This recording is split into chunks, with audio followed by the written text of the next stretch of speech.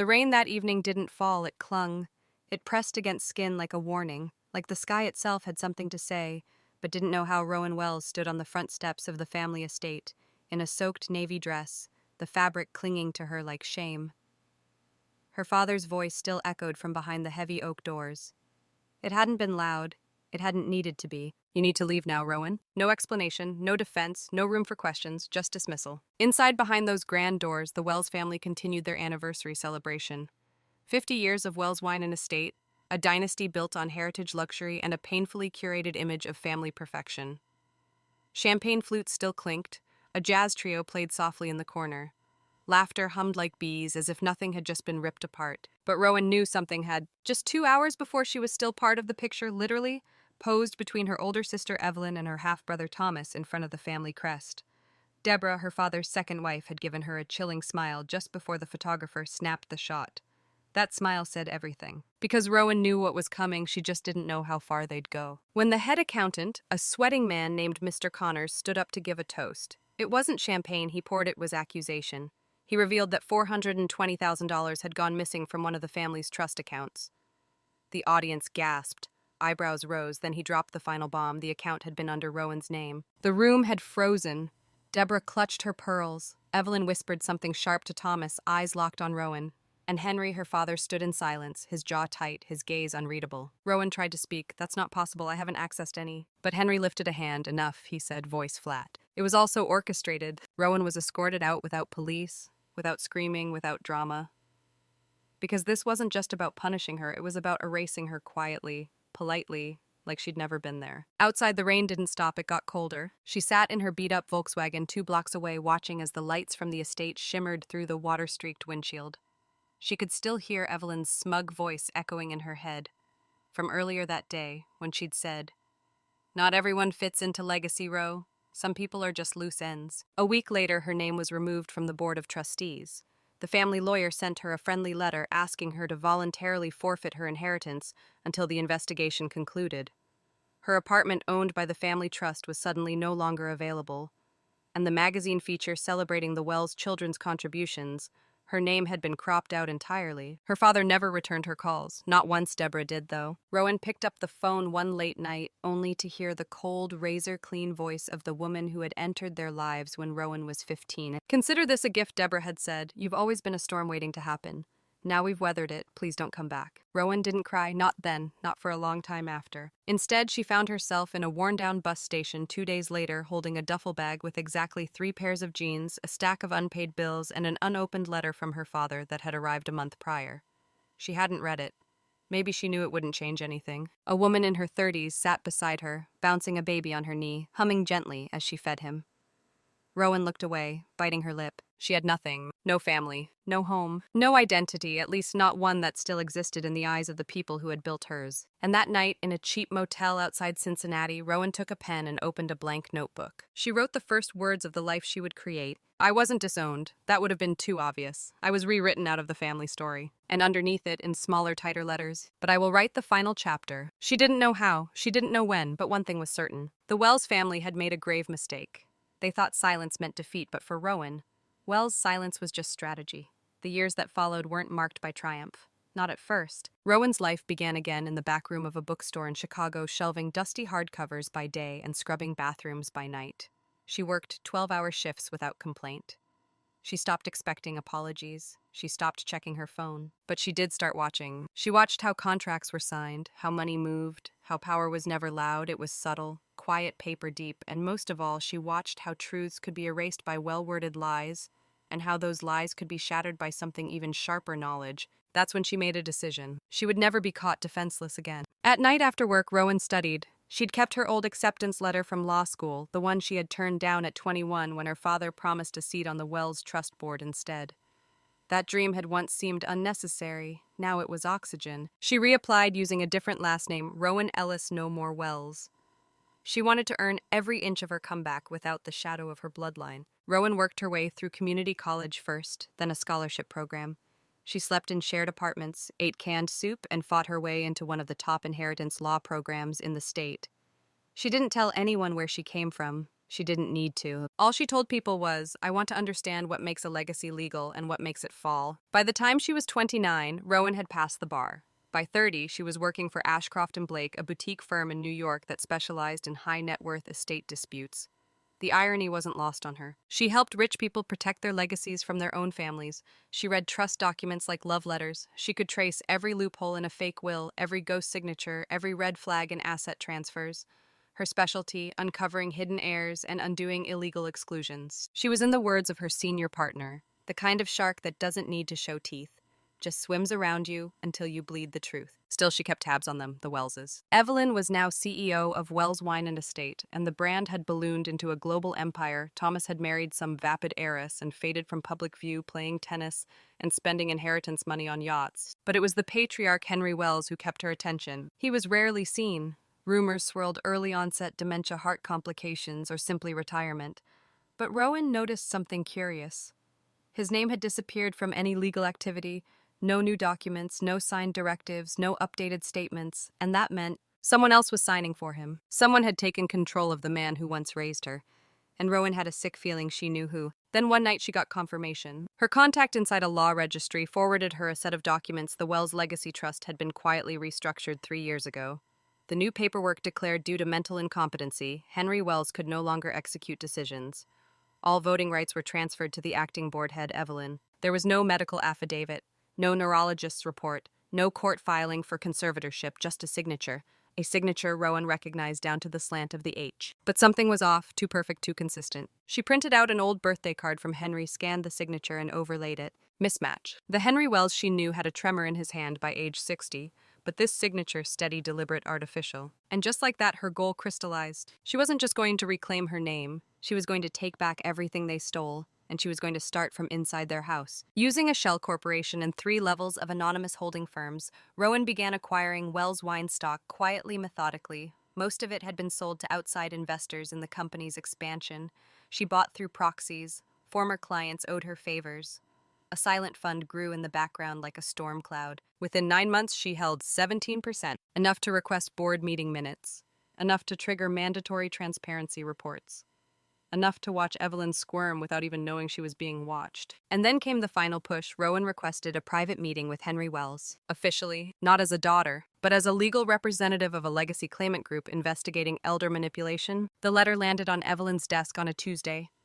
Rowan imagined her reading it in that cold glass office, panicking. Rowan had spent 10 years becoming the very thing they once accused her of not understanding power. And now she was at the gates again. But this time, she wasn't knocking.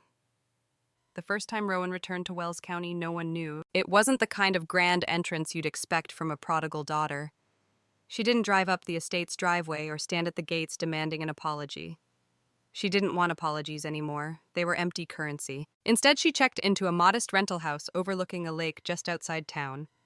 No nameplates, no social media trail, just silence and strategy. She began visiting local archives, requesting copies of land deeds, reviewing the trust records she already had access to through her silent shares. Every thread she pulled unraveled more proof of how the family business had evolved into a weapon used to erase her. Her father's name was still everywhere on foundation plaques, vineyard barrels, charity events, but his decisions had been scrubbed clean from the last 5 years of documents. That's not just old age, Rowan thought. That's obstruction. She needed to see him, but she wouldn't walk into the lion's den unarmed. So she started with the outer circle. Her first move, an anonymous inquiry through her law firm to initiate a legal review of the Wells Legacy Trust, a subtle audit disguised as standard compliance. It triggered a notification to the trustees. Evelyn Thomas and 2 outside lawyers asking for original copies of all recent amendments, signatory logs, and proof of capacity. The response from Evelyn's lawyer came swiftly. We declined the request, citing lack of standing from the inquiring party. It was the reaction Rowan wanted, because declining transparency when the original DCHUK was public record meant one thing: they were hiding something. So she escalated. Rowan contacted Charles Becker, a retired notary who used to handle all of Henry Wells' estate documents back in the day. He lived alone, now half-blind and nostalgic for old conversations. With gentle persuasion and a little wine, he revealed something she suspected. That last signature of Henry's on the 2020 amendment, I wasn't the witness. Evelyn said he had a new notary, but Henry hated strangers. He never signed anything unless I was there. Rowan recorded the conversation carefully, legally. It wasn't yet a smoking gun, but it was smoldering ash. She didn't want war in the courtroom, not yet. She wanted war on their turf in the boardroom. With 17% of Wells' wine and estate in her control, held silently under proxy funds, Rowan called for a stakeholder review meeting. It was a rare request, but not unheard of.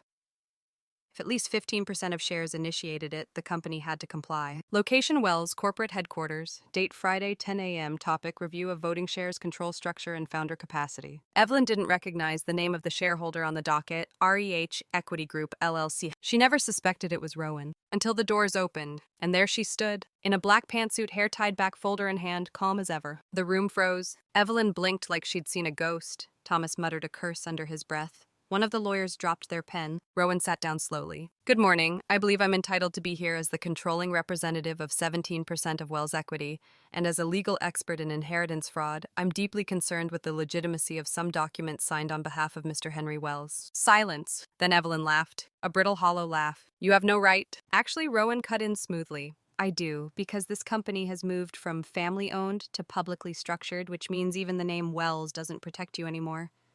But don't worry, she smiled faintly. This isn't personal. It was entirely personal. Rowan placed a set of documents on the table. Signature mismatch reports between verified older documents and recent amendments. Audio testimony from Charles Becker, questioning the validity of the last major dichuk. A letter of intent from a court specialist requesting a cognitive assessment of Henry Wells' capacity at the time of signature. If these concerns aren't addressed in the next 14 days, Rowan added, I will file for an emergency injunction against the trust's current execution pending fraud investigation.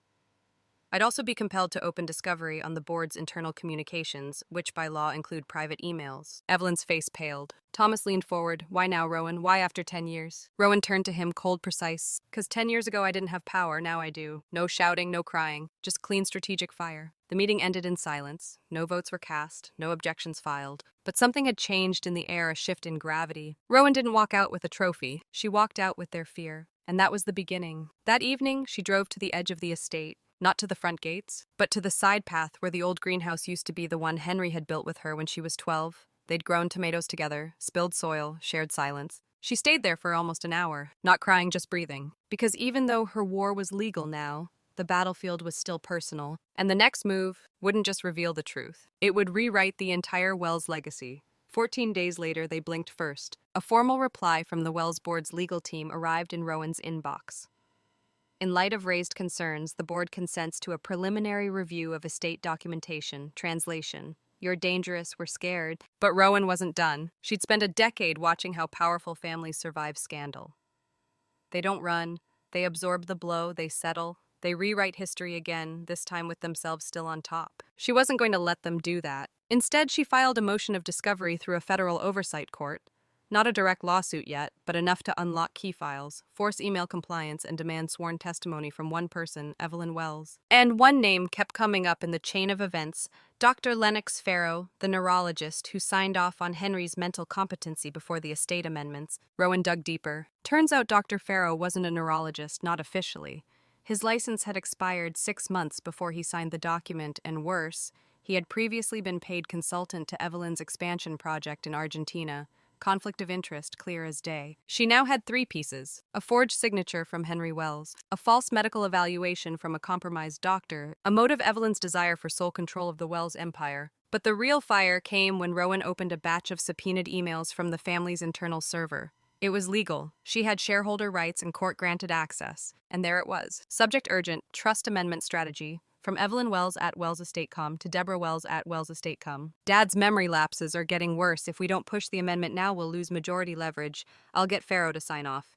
He still owes me for the Argentina gig. Rowan's out. I'll handle her if she resurfaces. There was no need for courtroom drama after that. This was checkmate. The confrontation happened in the one place Rowan had been banned from for 10 years, the Wells Estate Library. Polished walnut floors, stained glass windows, and the scent of books no one had touched in decades.